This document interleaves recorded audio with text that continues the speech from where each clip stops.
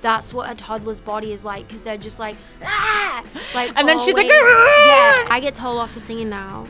She's you like, get Mommy, what? nothing. Wait, Gia says that nothing. Nothing? She's like, nothing in. No singing, Mommy. And I'm like, whoa, I'm sorry. And it's she'll go, no singing. Wait, I just want to tell everybody, I feel really vulnerable right now. Like, I'm pregnant and I just don't feel good about myself. Okay, action. I wanted to feel like I was someone's mom. Like, I really did. Like, I was really ready for it. But it was really hard. Like, I had to, like, purge, like, a lot of things, you know? Hi, welcome to Got MILF podcast. I'm here with my guest today, Jess Barden. Jessica. This is my camera, right? Yeah. Yeah, Jess. Yeah. Jess, wait, first off, like, what is the difference between a mom and a mum? Oh, right. Mama, there's loads of them. Wait, so there's really a difference? England, there's also ma'am. Okay. Like, in the north of England. So, like, that's where you're from, right? Yeah, I'm from the north. So from, like, actually, this is one of those things where, like, on Instagram, people in England will be like, I'm from Wolverhampton, and we say that as well. But, like, okay, so there's mom is, you don't say mom in England. Mom. No. Yeah. There's mom. And then actually there's mom, which, like, it's like a regional thing. Like, some people would just call them mom. And, like, Max, my husband, is American. And he, like, really takes pride in, like, learning very specific English things. We were at a friend's birthday the other week, and there was an Irish girl there, and she kept saying mom, and Max was like, I know what that means. And yeah, he was really proud of himself. Are you a mom? Yeah, I'm mom. Actually, she says mama right now, but she doesn't say mom. But she says soccer ball, which is like, ew. Instead of football? Yeah, it's like so gross. So it's meant, so when she sees an actual when she's sees watching football. English football, like when we were watching the Euros and the Copa League, she was like, I'm going with soccer ball. I was like, oh, this is so gross. She'll get there. Maybe. Are there other words she's doing? American. She says monkey, like very American. I don't know why. Like, she's super into animals. She'll be like, monkey. Some things, I mean, she's just started preschool. Literally, this is her second week. So I fully expect that she will go American now. Yeah. It makes sense. And we have a friend who has, like, their kids. He's American. He's English. His wife's American. The kids were English, and then they went to school. And they live in America. She says water with the T. She goes like water. And how should she? Water. She also water? doesn't say agua, which, like, I'm really proud of. We've never had, like, full time. Yeah. You can always tell with the agua thing in LA. Who says agua? I never hear anyone. Kids on the west side who have, like, the Spanish nannies forever. They're always like agua and, like, manos. Hands? No, hey, do whatever you want to do. Wait, are manos hands? Yeah. Like, wash your hands? Yeah. Or when we were in New York, that happened a lot. Oh, yeah. So do you feel like you've traveled a lot? Oh, yeah. I've experienced with Frankie. all the different things going on of mums. Yeah. And all of the, like, the nanny scenes. Like, what's the nanny scene in New York versus LA? Like, what do you feel like are the differences? Everything. Like, everything. I think in LA, there's way more balance. It's very rare. I think that the nanny is, like, definitely a part of the family in LA. Like, they're very well taken care of. Like, not to say that they're not in New York, but it's a way different vibe. In LA, like, the nanny is in your family, and they're more of, like, a mother's helper, I think, sometimes. Like, they do stuff around the house. Yeah, and, like, the mum calls the shots a lot more. By the way, like, I'm totally generalizing just for the sake of entertainment. Like, so many people are going to be like, shut up. No, it doesn't. In New York, it's wild. It is wild. I wanted to make a TV show about it, but, like, a reality show or scripted? No, scripted. The Atlantic had this, like, incredible but, like, very sad article about nanny culture with Facebook pages where they out each other. They'll, like, take pictures.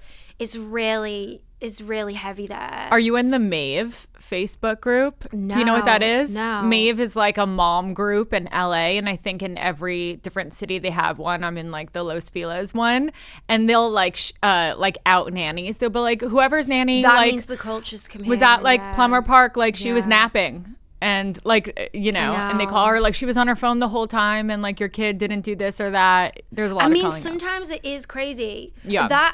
And that's huge in New York. It's rife, and just there are a lot of people where we definitely use childcare, and in New York, we're way more likely to both be working whenever we've been in New York. But then when we're not both filming, we always say like, you know, you're not going to be there, you know, whatever. We've never done like a live-in or anything, and most of the nannies in New York are live-in. Oh, yeah, really? And the vibe is just, I mean, people are so rich in New York. Yeah.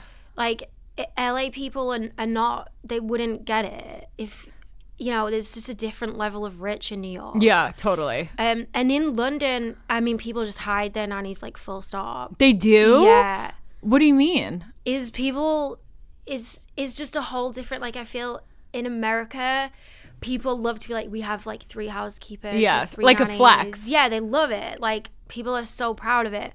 But in England, it's like, no. But that's where Mary Poppins started.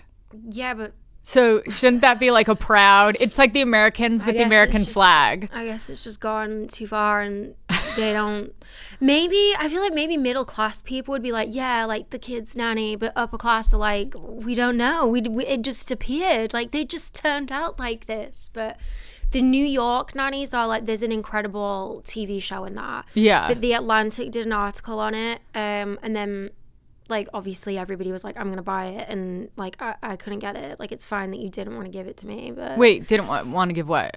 You know, people like go and pitch for their articles, and they're like, I want. Oh, I didn't know that. Yeah, and you go like make a TV show from it, but you know, they didn't obviously take me very seriously. Did you? Oh, you tried to? Yeah, it would be an incredible show. Yeah. So what is it about them that you've observed that's like so interesting about the New York ones specifically?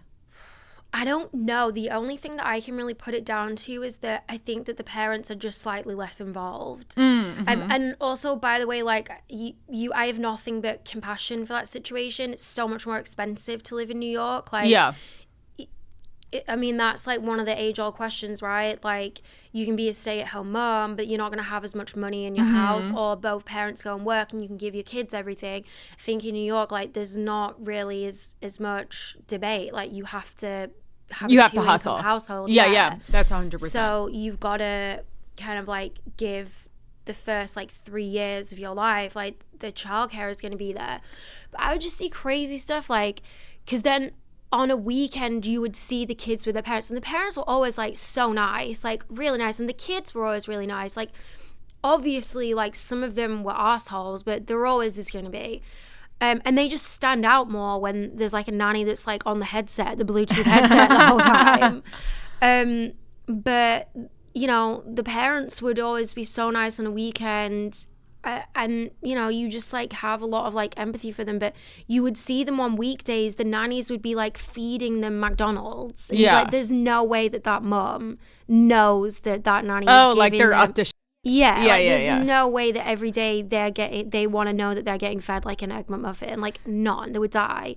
It's very cliquey within the nannies as well. Oh yeah, this was the other thing, because people obviously think I'm the nanny. They do? Yeah, all the time. Like, people, or they think I'm like the sister. Or, because you look very young. People don't think I'm the mom. I don't know what it is. Like, people don't think that I'm the mom. So there's cliques within the nanny communities. Do you find yourself wanting to hang with them when you're around them? No, it's intimidating. Like, obviously you do, because you're like, oh, like some of them you are really like, oh, it looks really cool, because like they bring like full cooler boxes of food and like have like, and you're like, oh, what do you got? It's cute. Like, it's very, you can see like the different cultures of the women, and they like put that then onto the kids. Like, it is beautiful. It's a beautiful thing. So obviously you're like, I want to be in on that. Like, what's that food that you got over there? Like, nice.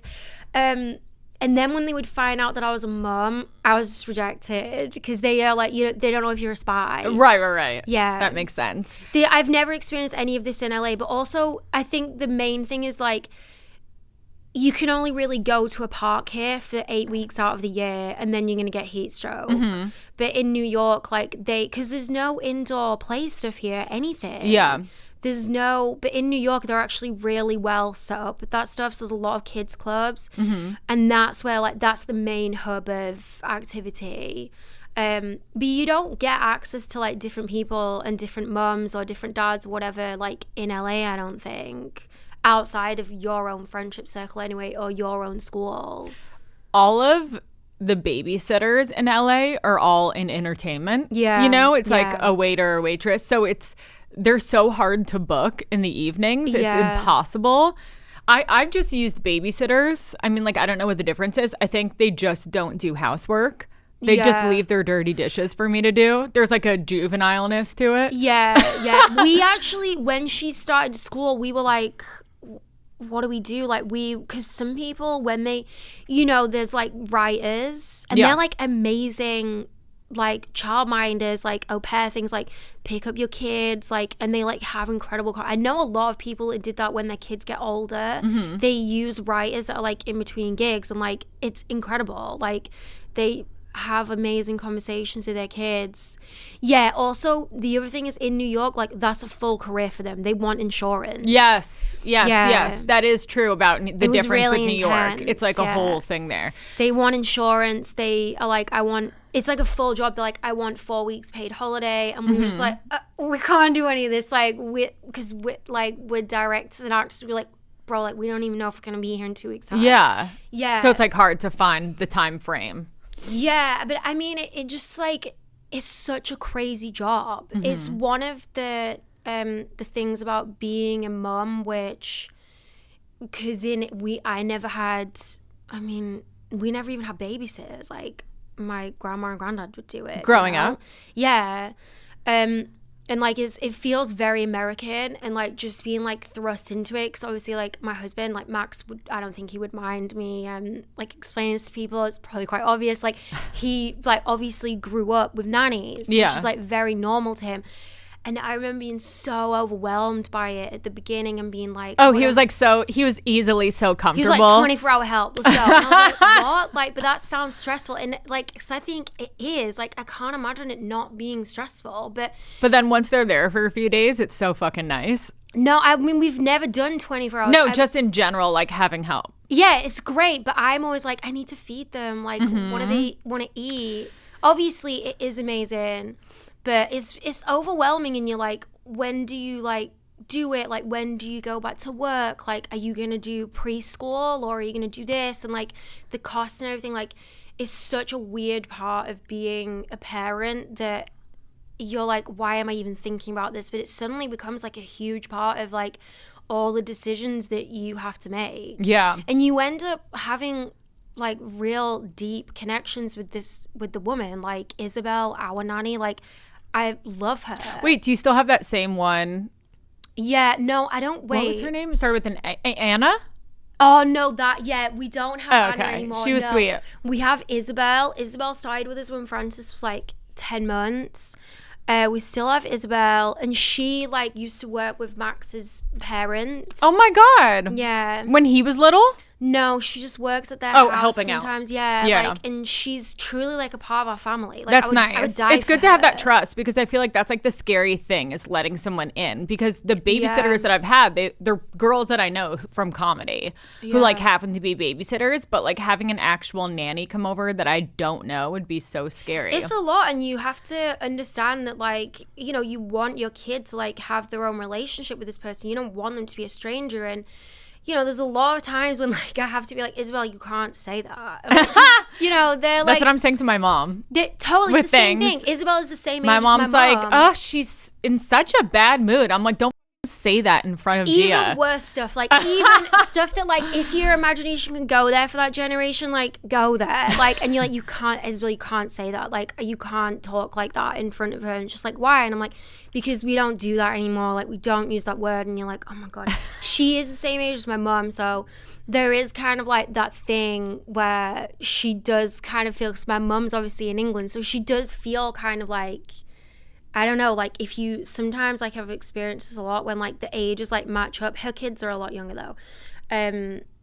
But yeah, I will die for her. She's like one of the most important people to me in my life. Yeah. I don't think in New York they maybe have that, you know, like that's maybe a different thing. But it's fascinating to like be a part of all of it and like see it. Yeah. Yeah. And you've had to deal with like a lot of traveling and working while pregnant too. Like, how was your experience working while pregnant and feeling like shit and having to show up and like act like nothing's going on? Yeah. So, okay, working pregnant, I always feel like... You were in Australia then, right? And it was also during COVID. There was a lot of things, like, I've never really spoken about it because I've always wanted to... Oh, because, like, you hear some people have, like, horror stories. And to be honest with you, like, mine was not that bad, but it's not great, you know? But there's lots of different layers to it. It's complicated for everybody because I think when you're pregnant... in a professional environment, you know that you're an inconvenience to people. That is so funny that you say that because I've noticed such a difference of like the way that people treat me at work for me, like with pregnancy, and that it feels like very misogynist. Yeah, like, I mean, it just is fascinating. Like, you're just in a fascinating situation as a pregnant woman. Like, I went out for dinner with a friend the other day, and like the waiter just like didn't talk to me because like you're just like no longer like a desirable female in society. You know, like they just don't address you.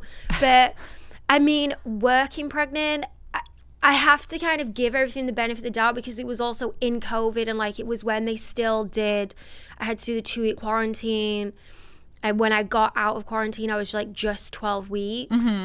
So it was early enough where you couldn't really tell on camera. You couldn't tell, but then it was like that weird situation where like, I think the hardest thing for any woman with work when you're pregnant is like, when do you tell them? Like, do you respect like the 12-week wait thing? Yeah.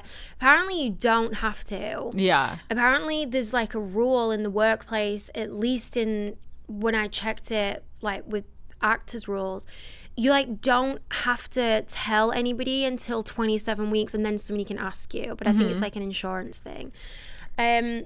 Only because the wardrobe changes. Yeah, well, because I feel so bad, like because you again, like you just know that you're actually sacrificing other people's quality of work. I mean, I don't know if that's just the way that my brain works, but I like felt bad. I was like, this poor costume person is just. But that's their job. I know, but I just felt bad, and like, again, like it was COVID, and I was like, there's so many things that they're dealing with, and just because everybody was like genuinely. You could only try your best at that time anyway. I did a sex scene pregnant, which like, really? Yeah, I would not ever rush and do again. What is a sex scene like? Well, this one was super I've weird. never talked to an actor about what their experience is like. So I've like, oh my goodness, I've done so many different types of sex scenes. Really? Yeah, I've done like full nudity. Really? I've done like and what did they put?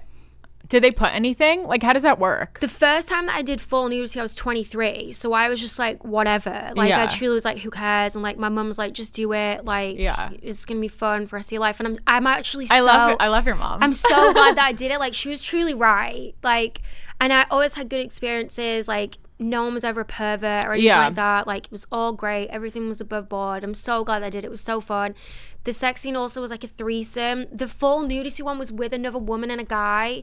So I think that also, and we were like covered in fake blood as well. So we weren't like fully naked. And also I think because there was another girl there, you're just like, whatever, like this is fun. Because like the guy's outnumbered, right? So like he has to like toe the line. Oh, so he's the uncomfortable it's one, 2 probably. Against 1. Yeah. So that was great. And the show that I did it on was known for like having, it was Penny Dreadful, which does like a lot of, it was like a sexy show. Yeah. So, you know, they were all so great at it. Is that on Netflix? No, it was on Showtime. Oh. They don't, it's not on anymore. Okay. But it was like full like witches and like demon sex. Oh, okay. So that's why you're covered in blood. Yeah. Like I was you wondering. knew what you were signing up for before you went into it. Yeah. And it was fun. I've like notoriously, perhaps, hopefully in not like a perverted way, but like I've always enjoyed doing sex scenes, like because they're fun, like they're funny. I've never done one with somebody that I didn't like. Have you ever had an awkward conversation beforehand or after? No, but I'm not an awkward person. No, but was the other person awkward? Wait, yeah, no, I have done, and it wasn't even like a full sex scene. I'm not going to tell you who the guy was. But yeah, he was nervous for it. Obviously, it's so different for guys because like they are hard. Actually nervous. Oh. Well, because they can get hard. Maybe someone did that. Like yeah. Maybe. Yeah. And also, like, I guess nowadays, like, they're truly like, what? I don't want to do the wrong thing here, you know? I've only used the intimacy coordinators one time, and it was when I was pregnant, and she, like, never said one word to me. I had a cold at the time, or, like, I had, like, flu or whatever, and she, like, kept coming in the room to, like, give the actor that I was doing the sexing with, like, antibacterial so that he wouldn't get sick. And I was like, wait, this is so weird. Oh, like she was thinking more about him than you. Just like getting sick. Not that she needed to like think about me, but I remember before the sex scene, I like truly, because I was like 22 weeks, which is like when you actually look like shit. In your first like pregnancy. that in between where like you don't quite look pregnant, so you feel like you just look fat. Now, like I'm nearly 20 weeks and like I fully look pregnant, but the first time I was pregnant, like when you're like, I can't tell. When you're like 20, if I'm naked, like it was in the scene, but like you just look really like swollen. So was everyone aware? Like, do you work with like angles, or are you just like f it? So they did angles, and then where I had like a body double if they wanted to show like, because they wanted to show like actual nudity, and like I couldn't do it. And like before the scene, like as they showed action, I was like, wait, I just want to tell, because obviously they say it's closed set, but there's always people there, and I was like, wait, I just want to tell everybody I feel really vulnerable right now, like I'm pregnant and I just don't feel good about myself. Okay, action. But the guy that I was doing it with was like one of my friends for a long time, and he was just like laughing. And yeah, and I remember the intimacy coordinator, I was like, did you hear that? Like, do you have headphones? Like, she just never asked me anything, but you know, God bless her. But other than that, like being pregnant, when you're filming, it's just kind of annoying because they can't let you go for scans when like you need to go. Wait, who can't? Oh, when you're working? Yeah, like they won't let you go. Because of schedule. Yeah, and they were like, you're just gonna have to do them on weekends, which is fine, totally fine. I guess, I mean, a lot of the stuff, like people in every job is probably dealing with it. Yeah. Mainly, I would just say like, filming is just like no different than anybody else that works during pregnancy. Like, you just would rather be in bed. But that's the whole of being pregnant. Yeah, like know? Being nauseous and tired. You gotta just get on with it. I used to throw up before work a lot. Every day I used to throw up in the car. And the guy, by the end of it, like the guy that would drive me, he was so nice. He just like never used to say anything about it. I like never got it in the car though. You'd be like, pull over. I remember being like, the weird like niche thing was, I didn't want to eat any of the food there. I think just because like I wasn't from Australia, and like I didn't crave, there was no familiar food there. And I remember that the potatoes, I feel like Australian people, the potatoes are not good there. And I feel like you guys like would back me up. Like, I don't know, the soil is different. They have really waxy potatoes. And I remember being really upset that I just like couldn't enjoy potatoes. I was like, this is not what I want. And everything that I craved just like didn't exist there. The food was kind of annoying, and like you're on set and like catering, no offense to caterers, but like the caterers never really, I've never had good catering anyway, and you're like pregnant, you're like, oh, I just wish I could like make a cheese toasty, and like you can't. But on the whole, I have to say I'm really grateful that I worked when I was pregnant and they didn't like fire me or anything, and I like made money when I was pregnant. So yeah, it was no more annoying than just everybody else that's pregnant. Like, you gotta take your kid to school, you gotta like go to the job or whatever, and it just kind of sucks anyway. And you've traveled a lot with Francis too. Yeah, loads. What are your travel tips for flying with kids? I mean, and handling up passengers. So yeah, that is the main one. Obviously at different stages different things can happen. And the main rule really that I've learned is that you are never going to see any of these people again. And there just are people that are fucked up and they have like fucked up expectations of their kids. And like, oh my God, I've been in so many situations. Like, I've been on amazing flights where people are really nice. Like, she's been great. Like, anything that you can think of. And I've had like I've had an argument with one person on a plane. Yeah. But I actually think she was like probably sick. Like, actually, like, mentally, there was something missing. And the main thing is, like, you're never going to see these people again. And that thing which, like, you read a lot online now, which is, like, if that adult is really going to be triggered and angered by a kid, then they're not right.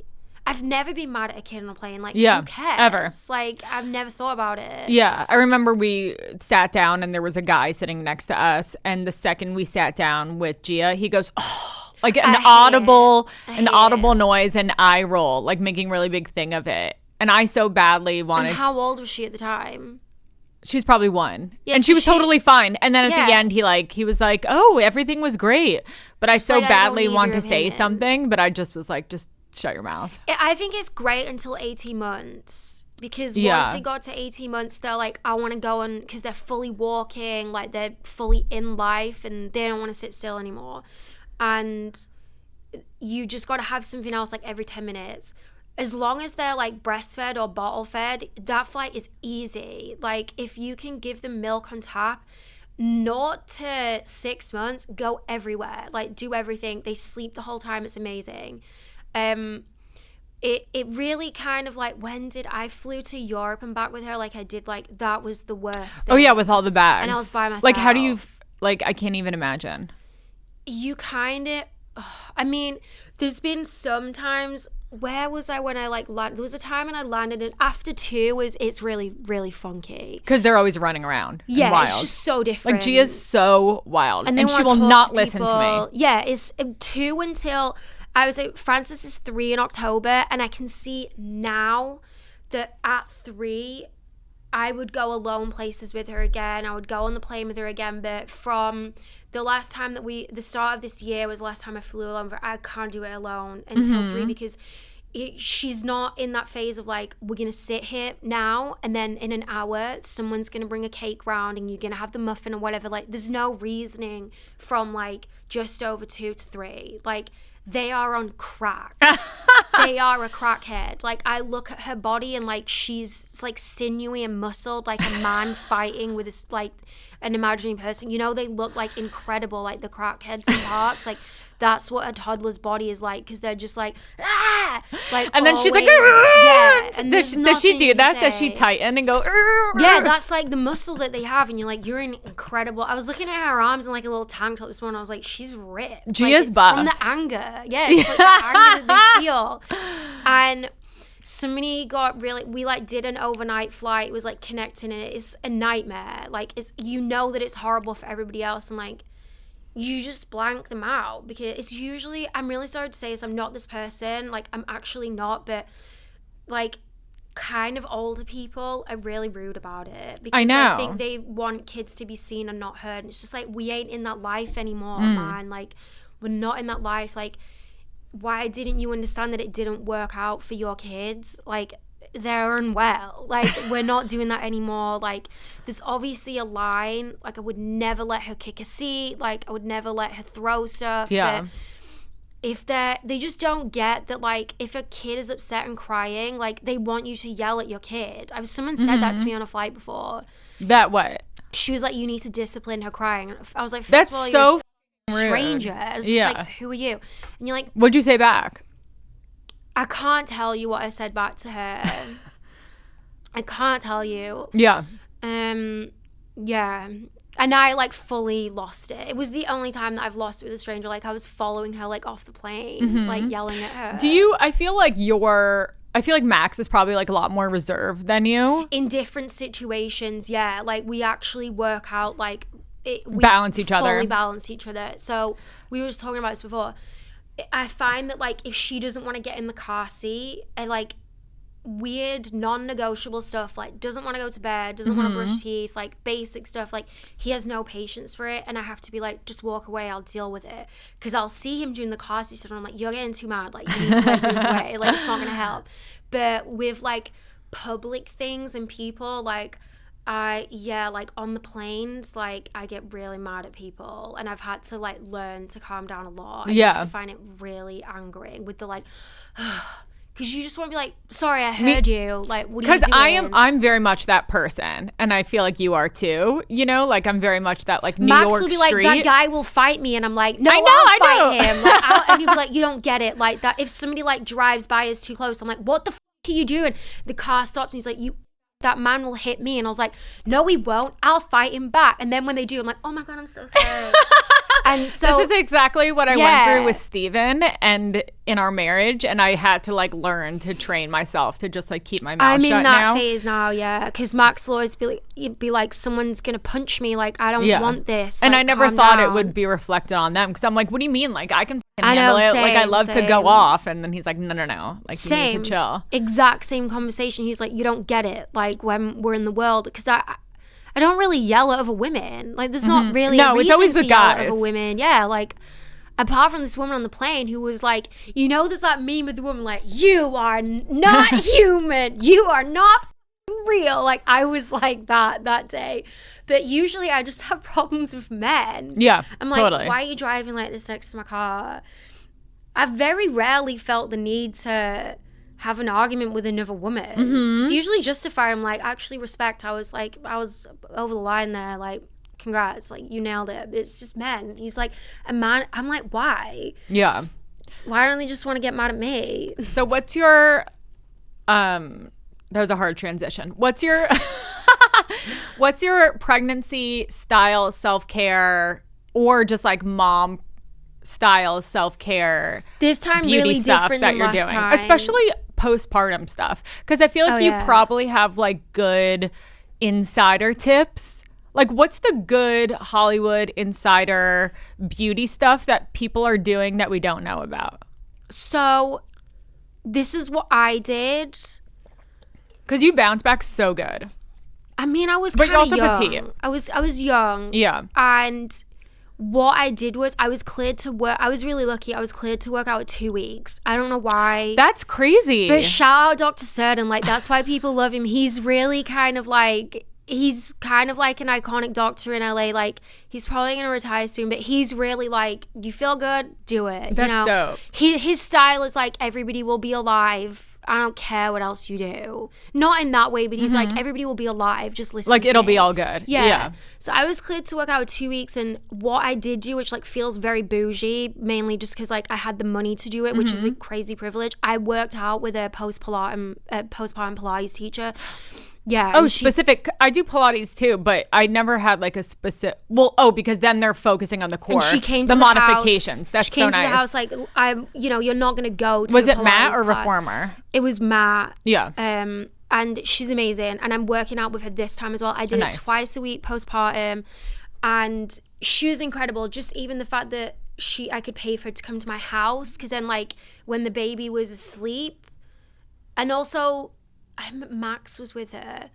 Francis was born like October, so we hit a lot of holidays, which was like crazy lucky. So like, Max the director, so he was like editing at home because it was still COVID. Oh yeah. So like, he would be with her for an hour. I'd go work out in the garage, and that is the biggest thing I think that you can do. Like the sooner that you can get into something like Pilates, because your core is gone. Shot. I remember I couldn't lift my leg like really? To a certain point. Yeah, and that was amazing because I remember just feeling like, whoa, like, I don't even know how I'm going to look after my kid properly because my body's wrecked. And that helped me, like, in theory, like, bounce back. The other one, which feels bougie, and I say this to people when they ask me, like, I showered twice a day. It was non-negotiable. Oh. Like, that's not bougie. Max had to figure it out. Like, yeah. The dad. Like a morning and night. Because of the breast milk? The breast milk. And sweat, sweating. Like, yeah. I smelled crazy. And also just, like, I felt like there's no, it doesn't matter if you breastfeed or not, like there's no, in those like first 3 months, I felt like there was no clear night and day because you're just awake. Like every 2 hours you're feeding your kid or changing them. So the morning shower and the night shower was like my only feeling of like the new day and the new night. I shut the lights off now when I shower to like try to relax. Yeah, because it's the sensory deprivation that you need. Yeah, and obviously that as well. And like, I was very lucky. I just like have depression anyway, so I like skipped postpartum anxiety or depression. I mean, I fully like I took my anti-anxiety medication the whole time. Shout out to Prozac, 20 milligrams. I like always, I've never come off it. Like I never would do. Yeah. So I don't know, maybe I skipped it for that reason as well. But I remember feeling like there was like a feeling around like when she was 2 weeks where I was like, no, the shower is non-negotiable, morning and night. And just being in the shower, and then it would like make me actually like power up and be excited for the next thing. I mean, obviously the main thing that people do now is like, you know, super rich people, is those like in care places where you go to those like hotels. That looks amazing. There's that one that opened up. I mean, I'd only seen them online. The Borum Care Place. Is that the one in like Newport in New Beach? Everywhere. Yeah. Now you can rent them out. The services are rented out at like specific hotels. Whoa. It looks incredible. I mean, yeah, but like there's also part of me like, I want to be in my house. Yeah. But I mean, and also 24-hour care is like the bougiest thing that like most people are doing. I know people that do, I mean, you can go to like, there's people that go to spas or it's like meal delivery things that look amazing. Like, how do some people bounce back so quickly, do you think? Like people in Hollywood. I think they don't breastfeed for a start. Yeah. Because then I think obviously breastfeeding does not make you lose weight. No, it makes you, no, I didn't find that. I found that it helped me like drop like the epidural like swelling. Like, it helps you like, I feel like I gained nearly 40 pounds in my first pregnancy. I felt like breastfeeding and just like the whole like adrenaline. When I went to that first 6-week appointment, I was like 27 pounds down. But the rest of it, like, I feel like I retained like a good like 7 or 8 pounds, like until I finished breastfeeding. Yeah. Because your body is, but I'm also one of those people where through, like, I'm like 20 weeks and I've already gained 12 pounds and I threw up every single day in the first trimester. Yeah, and isn't it crazy how my body just puts on, it just retains fluid and weight. Yeah. But I'm happy for it, 'cause you know, I think it means that, I mean, I don't think it really means anything, but like that's just what my body does. And but in regular life, like my entire life I've always been like 110 pounds. Yeah. Like, it is kind of weird. I think there's just some people who don't gain weight. I think a lot of movie stars like just don't gain weight. Like, I don't understand. I'll just say, like, everyone is like, I'm confused about like Emrata's body, like after the baby, like shit like blessed. that, huh? I think she's just genetically blessed. I mean, she's a model. Yeah. If we look like that anyway, I mean, you kind of sometimes, you do look like but that not sometimes. anymore. No, you do. I look back on old photos of myself. I really thought I would have bounced back so fast because of the way that my body was before pregnancy. Yeah, but you're still like Emrata hot. No. But thank you. But you are, like, you have that, like, that makeup there. Like, I'm never going to be that. It's gone. It will come back. You had 2 kids, like, you had 2 under 2. It's crazy.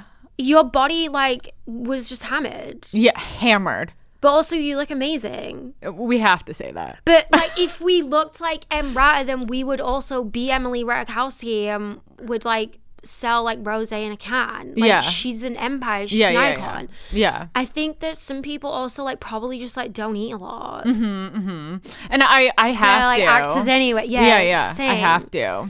Wait, you know what's so funny? What you told me a long time ago? You were like, you said something about kids' music when Gia was like a baby. And you were like, oh, have you heard this song or something? Or like this album.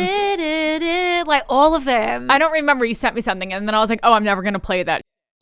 Fast forward to now. Like, that's only what we listen to. Like Moana. Like, I'll be driving in the car and like Lion King will come on. And like, I fully think that the Jeremy Irons like Be Prepared song from the first Lion King is an incredible song. Well, I sing along. I know the words to every single one of these songs, and I'll be like jamming out to all of them. And I'll be like MICKEYMOUSE, and then I'll look in the rear view and she's knocked out and I'm just alone singing them in my car. Same thing. I get told off for singing now. She's you like, get what? Mommy, nothing. Wait, Gia says that nothing. Too. Nothing? She's like, nothing in. No singing, Mommy. And I'm like, whoa, I'm sorry. And it's she'll go, no singing. Yes, because they want to sing. Oh. They're getting ready to sing. She's like a few months younger. Like, that was Frances. And now it's because, like, it's her time. She's like, I'm taking the mic now. And she sings in the car. But I remember... I just said this to Max in the car this morning. Like, I remember being mad at my mum and dad for singing. Really? I'll be like, oh yeah, like it's embarrassing. Like, you're just like, shut up. Like, you're singing over the song. Like, you're ruining it. But I was surprised just because I feel like 2 is like a little young for that. It's like, don't you want to think like how fun it is that your mom's singing too? Nah, like they just go straight. Frances feels like she's 13. Yeah. she feels like it feels like we're dealing with teenage stuff. How do you how do you deal with like the wilding out? Like, do you just let it be and like conserve your energy? We have done like so many different things. Like, I fully discuss my parenting with my therapist. I know that some people like don't do that, but I do. Like, I discuss like all like parenting decisions with my therapist. That's nice. Like, what has she given you any good feedback? Yeah, loads. Like, mainly I just want to know that like I'm not doing anything to fuck her up, you know? Like, I've never like associated with like, you know, the different like parenting words. What's that? Like what? I don't know. You know, like everyone's got like a vibe, like rye, Montessori. Oh yeah, like, yeah. Crunchy Styles. Yeah. There's not one where I'm like into it. I'm just like, how do I give it the best shot of just being like a somewhat adjusted human. And I think also the reason I talked to my therapist about it is because like we're in LA, which is very specific. She's got famous granddads. And just like, how do I not raise a kid from LA? Yeah. You know? What does she say about that? Or you just keeping them grounded, but still being able to enjoy like their life and like totally. You know, just like, what do you do when like if you want to take them to see like Peter Pan at the theater? Yeah. That, you know, they can go backstage if they want. Like, where do you draw the line with this stuff? Because like you're so lucky. Like I grew up so differently than how my kid is growing up. So there are just so many things that you bring your to parenting constantly, all the time. There's no way for your to not go into your parenting decisions. So like, how much of it is just like you're influenced by things that you don't even realize that you're influenced by, which I think I love talking to my therapist about that. But the main things I talk to her about are tantrums. Because I mean, it's so tough. Like, it's also like so tough sometimes talking to like even other parents that you love and that are your best friend. If you see quite clearly that their kid is like not going through the same stage right now, I can feel so embarrassed about talking to people about it. I'm like, really? Yeah. Wait, like, talking to other parents or like times, regular people? Anything. Like at times, yeah. Like we did like speech therapy with Francis and like, I was like so nervous about that because really? Why? Because as it turned out, it was totally us traveling, and like because what? Because we were traveling a lot at the time. Yeah, and, like she wasn't in like a consistent place. Is that about learning words? Yeah, just anything. Like there's loads of decisions that we made, like mainly around the traveling and stuff. But like that's how we had to make money, and you feel the consequences of it and you're like, oh, like I wonder if her eating would be so much better like if we were just like in the house, you know.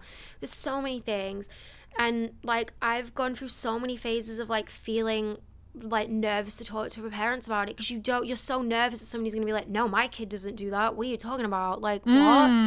And like with tantrums, obviously like you're always afraid because you're like, wait, like is my kid angry, like are they always gonna be like this? But it's scary. I'm on this like mommy and me chat and I'm like, oh God, too, like so tough. Is anyone else like dealing with that? And they're like, no, like my daughter's sassy. And I'm just like, oh, like total like no one relates. It's so hard. And then I'm like, of course you guys do. You're just lying. I know, right? And I'm like, because Gia is really crazy right now. Yeah, she will run away from me. She everything's like a game to her. And so she'll constantly be running away from me. She kicks me when I try to put on her diaper. Yeah, like we went through this. Like there's a real phase where you like. Do you feel like it passed? No, I feel like I got my shit together and like powered up to the next level of parenting. Ooh, wait, like, tell me what to do. Well, I think I like learned that she got to a point where every single boundary that I was creating for safety and for just like general human care, she was battling every non-negotiable, like teeth brushing, bedtime, food, car seat, basic safety. Yeah. To the point where I was like, I'm afraid to leave the house, and like I'd never been in that place before, and I was like, I can't have this. So yeah, like. So how did you reverse that? Were you like, all right, no brushing teeth? To her pediatrician. spoke to her pediatrician, spoke to my therapist, gathered different pieces of advice. I removed TV. Oh, wait. I need to. I removed TV. Completely? Yeah, I did full cold turkey for 3 it was 3 weeks in the end. It was 3 weeks. And this is TV because of her going up against what you want her to do. I was like, I spoke to the pediatrician and I spoke to the therapist, and what I was getting from what they were saying to me was like, I need kids. They test the boundaries when they feel like you're not in control. And so I was like, I need to be fully like, this is it. Like, this is the line. And then they were like, I promise you then you'll be able to like open back up again, but you've got to create like, this is what we do then. And if you don't get in the car seat properly, you go to bed and we're not going to the park. So I removed the TV because obviously like when they have the TV on, they're just like, fuck you. Yeah. Like, I'm not listening to you, bitch. Like, so I removed it and I took sugar out heavily. And I mean, my kid is like a terrible eater. Like, we try our best, like, but I removed like, there is no cookies. Really? Yeah, I just did it. Like, they were the... See, now I feel guilty. No, like, but I just was like, I mean, that's part of being a parent, but like, I had to do something very extreme because I was pregnant. I had really bad sickness.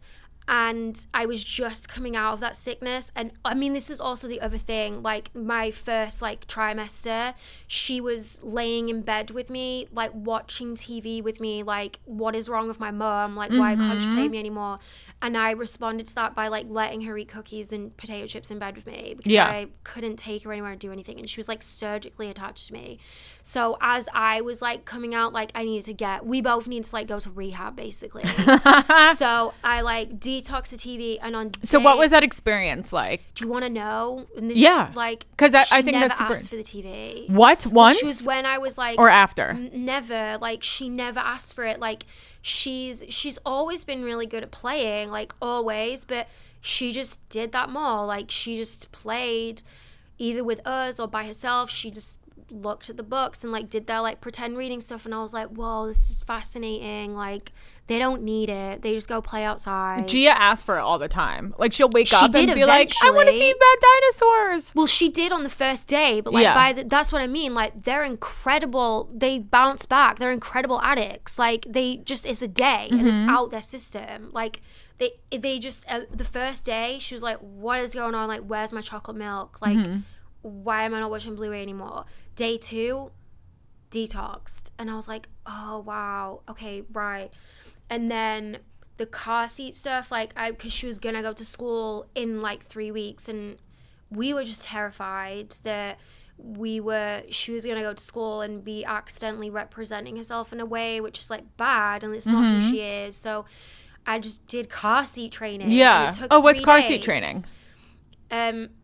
I mean, our car seat situation was so bad. So at like 8 a.m. or whatever, like, I didn't have anything else to do. Like, I would take her down and be like, we were going to go to the park. By the way, I was only doing that because it's like so hot. I would never tell anybody to take go the kids first to the thing park in the at morning. 8 a.m. Like, just because it gets so hot in LA. Here. Like, you have to. And she wouldn't want to go in. So I go, okay. And then I'd be like, if you don't want to go in, that you want to go back to bed then, because it's telling me that like you need to decompress. Obviously, she's so mad. I would just close the door. She'd climb out of the crib or whatever, but I would just go in after 5 minutes, like, are you ready to go back? And by day 3, we were fine. I mean, we still have days where she climbs out when I'm driving, and I have to like do that on the side of the road. Like, I have to just sit in the car and just like basically meditate until she's exhausted herself and she's limp enough to be like karate chopped into the car seat. But I just became like so strong. I think I just like had this thing in my head where I was like, is you basically like, this is how the conversation that I had with my therapist, where it feels like for the first like 2 years you can really be like the cool parent that you wanted, where you can be like, sure, like you can have something to eat even though you brush your teeth, like let's go, because like you remember like the devastation of somebody saying, no, if you're hungry you can have a banana, and you're like, what? And you're like, oh, like they like our music and like all these like fun things that you want to share with your kid. And then actually at like 2.5, like you have to be the parent that makes rules, and it's not fun. Yes. And I'm so in that stage right now. And we've been putting her in timeouts because she hates Roman. Like she'll dig her nails into his like scalp and like draw blood. It's horrible. It's so sad. And so then we started like implementing timeouts, and it works. Yeah. You have to turn I just do it for like 2 minutes. You got to turn into a narc. Like at some point, like you do. And like it's heartbreaking. Like when, like, here's the thing. Like I want to sit and watch Turning Red as well. I love that film. It's so cool. Like I don't want to have to make dinner. Like it sucks. Like I don't want to have to be like, it's bath time at 6. Like if you're done eating, like it's bath time and then it's bedtime. Like who wants to do that? Like, right. It's so the schedule. boring. I don't want to do it.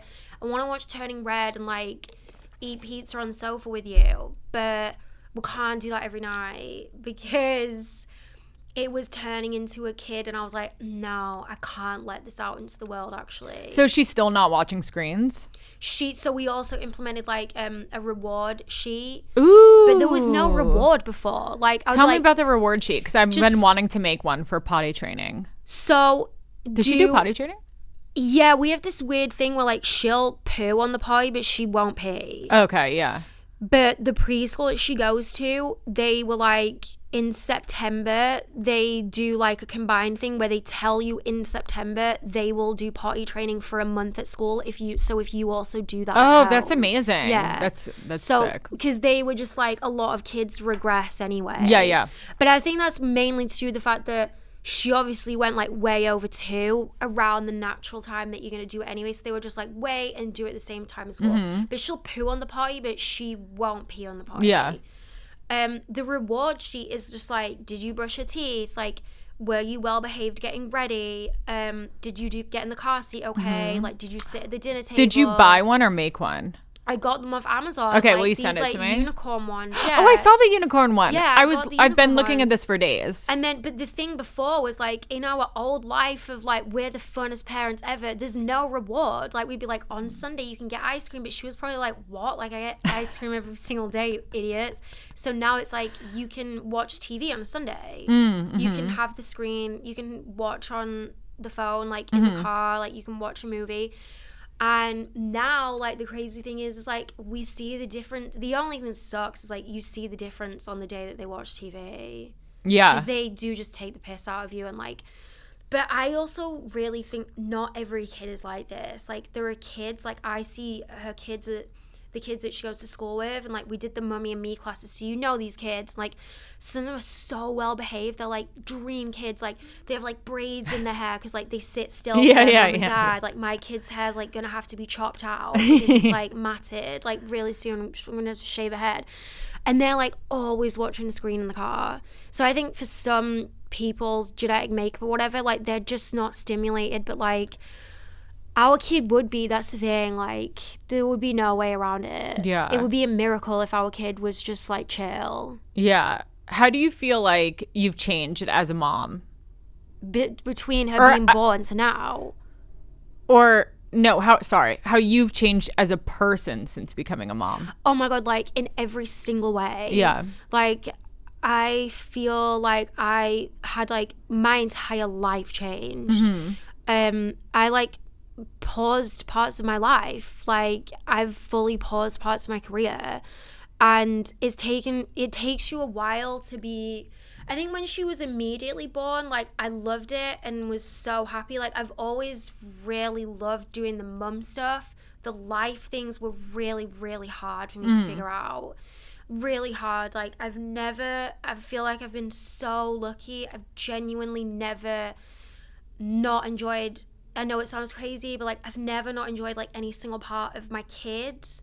But figuring out your career and like figuring out your friends and like what your personality is, so hard. Yeah. Like, really, really hard. Like I've really struggled with it. Like I've felt so depressed by it at times. And like actually just like as she got older and you like move out of them like being in the house with you all the time, you're just like, what do I do? Like mainly like my job, like I found it really, really hard. Just like what roles do I play?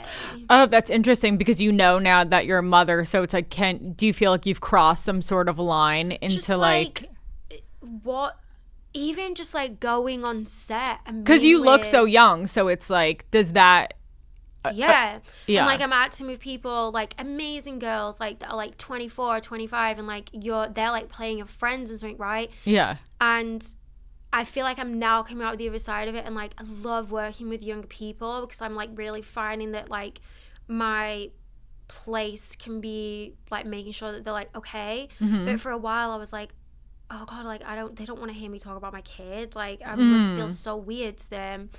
And like the first time that I worked after she was born, just being like, oh, I can't like go to the bar after work because like I want to go home and see my kid. Yeah. And just how do people, just typical kind of like self-involved like performer stuff where you're like, how does somebody see me as a mom? Like, do I talk about it in a meeting? Like, do I talk about my kid? Like, just overthinking like all of it. But I think it's justified.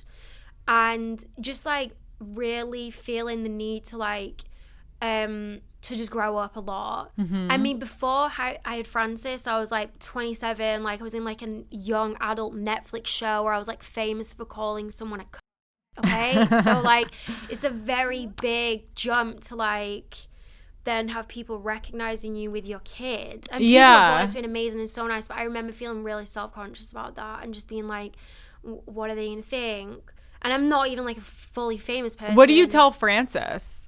She like doesn't care. People are so nice. Like people are so nice to me if they ask for a picture because they're obviously usually young people. They're amazing. Like they say hi to her. I don't think she thinks anything. I think she thinks that like I'm just that's just with life. These people. Yeah.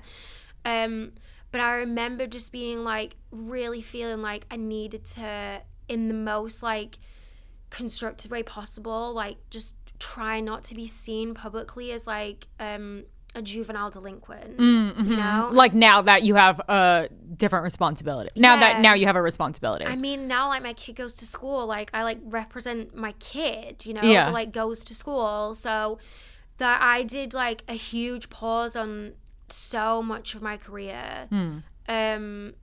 And which I was lucky enough to do because my husband can financially support us. Like that's basically it. But I just like stopped so many parts of my career because I wanted to feel like I was someone's mom. Like I really did. Like I was really ready for it, but it was really hard. Like I had to like purge like a lot of things, you know? I had to get rid of a lot of Reformation dresses that felt too little girly. I mean, I was like, I can't wear like a dress that's pretty much showing my ass. I remember actually though, like I remember the first time I went to Brandy Melville with Francis and I was like, I'm proud. Like I'm doing this in a proud way. I was like, I won't walk in there anymore. I know that Brandy Melville is Brandy Hellville, but like whatever, like I want a $20 t-shirt and I actually keep them for a long time. I do genuinely wear them for a long time. And I remember like going in there with my kid and I was like, I'm proud. Yeah. Even though you shouldn't be proud to like wear. Do you feel like your style has changed? Like you can't wear certain things? When I'm pregnant, definitely. My body is full of cellulite. The second I get pregnant, like I'm just cellulite everywhere. I can't explain it. Like it's on like it. And then when I'm not, I mean, who knows after the second one, but like it just goes away. Like I go from being like a really blessed person, like I that has kind of always been the same way, but I like working out, like really like my body, love what I look like. To then suddenly I'm like, oh my god, like what is going on? And my body changes so much when I'm pregnant. So yeah, when I'm pregnant, I'm like, I don't really know like what to wear. You know, a lot of girls on the east side, they love like flaunting their stomach. I love that. Yeah, it's such a cool really vibe. Yeah, because you're on the cool side. Like we live near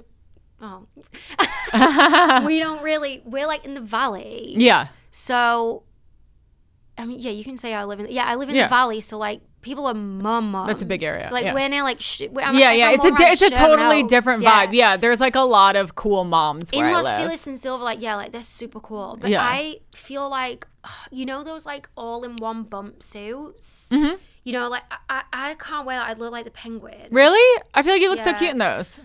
No, I'm short. This is the thing, like, if you're, because all the tall. How tall are you? I'm 5'1". Like, you are? Yeah, like, all the tall, I just wear it well. Like, all the tall cool girls are in, like, your Los Feliz with, like, their Adidas, like, cycle shorts and, like, their vintage crop tops. Yeah. Like, if you're 5'1", like, you look like Danny DeVito's penguin very fast. Like, very, very Wait, fast. that's the image I always send to people about what I feel like I look like in the third trimester. That, like, Danny DeVito penguin picture. Like, there's no way. Even Nicole Kidman probably looked like it. We just didn't see her. But, like, yeah, we all look like Danny DeVito as the penguin. That's so funny. I'm, like, definitely in a bump suit. I remember seeing, like, you know, you look at people like Miranda Kerr, who's, like, an amazing, she's so nice and, like, she's a really good mom. But, like, I'm just like, how do you look like that when you're pregnant? Gorgeous. It is genuinely really hard not to look at some people and be like, oh, like, when you go on, like, the maternity clothing websites, you're like, how did you, like, go and those model clothes these suck. clothes? A lot of, like, maternity websites are horrible. All maternity clothes suck. I really like Hatch, though. I like Hatch, it's super too. expensive, though, but their jeans are amazing. I like Hatch. I like Bumpsuit. My Yeah. friend, Marguerite, shout out to Marguerite. She's about to have her baby any minute. She dressed so well while pregnant. She never wore maternity stuff, but she just bought, like, a ton of nice shit in bigger sizes. But then what do you do after I know. with it? I know. But she just looked, like, so good. I got this never from saw Free some- People, and, like, I feel like Free this People is is good like the for- way to go, because, like, I would still, because, like, you can get a dress like this in, like, a size kind of small, but the hardest thing is like, once your boobs are gone, so many things that you're buying when you're pregnant, for me anyway, like, I can't wear them anymore because I have no boobs when I'm not pregnant. So but your boobs don't grow when you're pregnant? when I'm pregnant, but, like, when I'm not, they're just, like, minus. So it's the in between. Even like, when I'm after. still breastfeeding, like, I breastfed Frances until she was nearly 2, and I was like minus A, and there was still milk. Like, I just don't have boobs. Yeah. We have to wrap up. So Oh my god, I could keep doing this. I know, it's fun. Thank you for coming too. Thank you for So having me. I end every episode with saying, what is some advice you'd give to a new mom? Okay. The advice that I would give to a new mom, it makes me want to cry. Aww. So, no, I'm just thinking about somebody, like, the advice, I don't know, like, I want to say things like the shower and, like, whatever, but I just want to say, like, you know, you come first. Like, actually, like, you do come first because your baby is, like, a part of you, right? And, like, just, like, just feel proud of yourself, and you'll do everything right for your kid. Like, there is no other advice that, I don't know your baby like the way that you do, so just feel really proud of yourself and take care of yourself, and then you will in turn, like, make every right decision for your kids forever, basically. Yeah, like, it starts from the inside. Yeah, just feel proud of yourself, man. Like, being pregnant is crazy. We, like, really downplay it now. I don't know, maybe feminism did, like, a kind of a dirty thing because of that, but, like, it's kind of crazy. You know, when people are like, it's not an illness, and I'm like, kind of is in a way. Like, you can die. Why am from I it. throwing up? Like, you can die. Like, there's actually like a huge amount of ways that you can die when you're pregnant. Feel proud of yourself. Like, you're alive. Like, your kid is alive. Like, just enjoy your life. Yeah, love it. Thanks. Thank you. This was so fun. Thank you. Anything that I said, take it on my lawyer. Bye.